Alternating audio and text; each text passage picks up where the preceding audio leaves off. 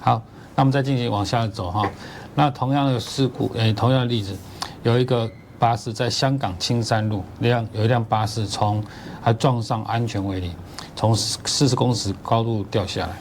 刚好有一家承包商在附近进行工程维修，请问这个承包商是否对这个事故要负起相对应的责任 ？Okay, this is a very unfortunate event which happened about 20 years ago.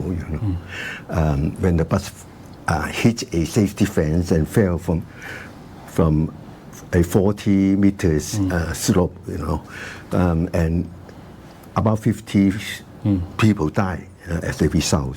A very important event. There may be many conditions on site which we must clarify first before we can make any conclusion. First of all, what is the condition of the surface of the road? Is it because of the work? The surface is slippery or anything like that, then that may also be something which the contractor will be responsible. And secondly, in that piece of road, whether the lighting is adequate or not.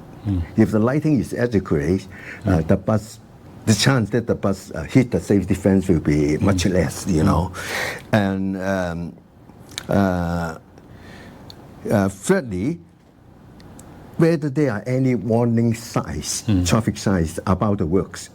If there are adequate warning signs or asking the bus to slow down at that stretch of road, then the contractor may be relieved of some responsibility.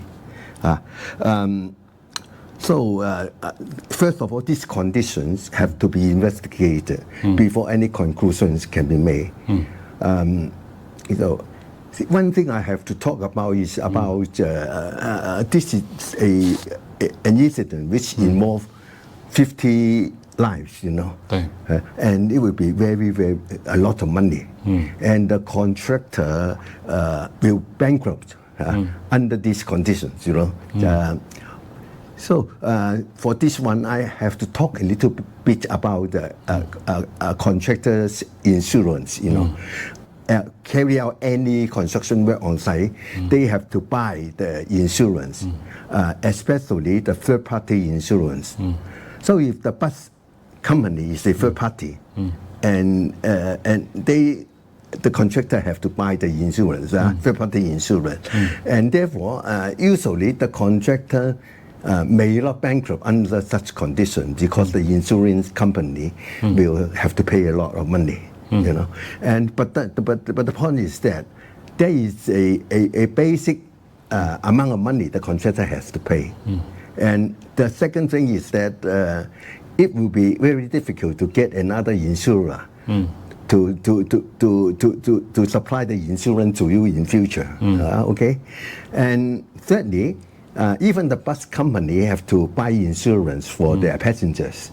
So these are all the facts we have to investigate before a conclusion can be made. Which party should pay how much? So this is the situation, right? 好，谢谢梁律师这一次帮我们做解答。那样有更多的问题可以参考我们的书籍或者是留言告诉我们。好，谢谢。好，我们再跟大家解析，这也是实际的案例哈。几年前在香港旺区有一家承包商，因为工程施作关系，意外毁损一条600毫米的水管，它的水管爆了嘛，所以造成那个地区大淹水。因为淹水有洪水关系，让当地很多工厂因此设备损坏，而且造成停业数周，它造成很大的损失。那请问这个承包商应该为这件事情负起责任吗？让我们请梁律师帮我们解答。好。When the contractor carry out the work in this Mongkok area, of course he has to be responsible for all the third-party damage. Apart from the damage to the works, to what they built, they also should be responsible for any third-party damage. So when they accidentally damage a 6 100 millimeter water main, which is very big, and the whole Mongkok area is flooded. And there are many factories. They are manufacturing all type of things, you know. So when the area is flooded, and their machinery and all their material may be damaged, you know, or they will lose a lot of money. In this case, the contractor should be responsible for any direct loss. Direct loss.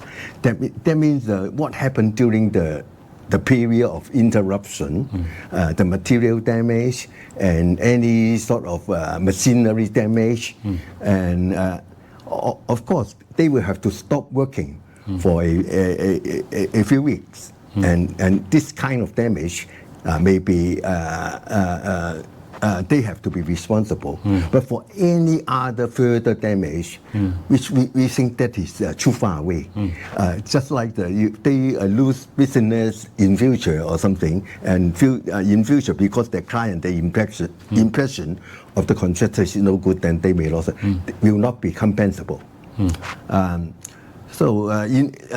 Therefore, in this case, of course, it will become compensated by the insurer. But the contractor, I have said, is still responsible for a minimum amount. There is one other thing I have to also to say is that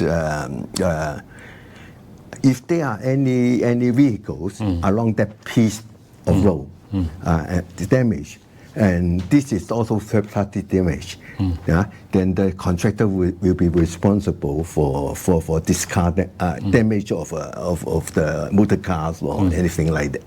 Okay, so this is the situation. 好，谢谢梁律师帮我们做解答。一样啊，有任何问题我们再去参考梁。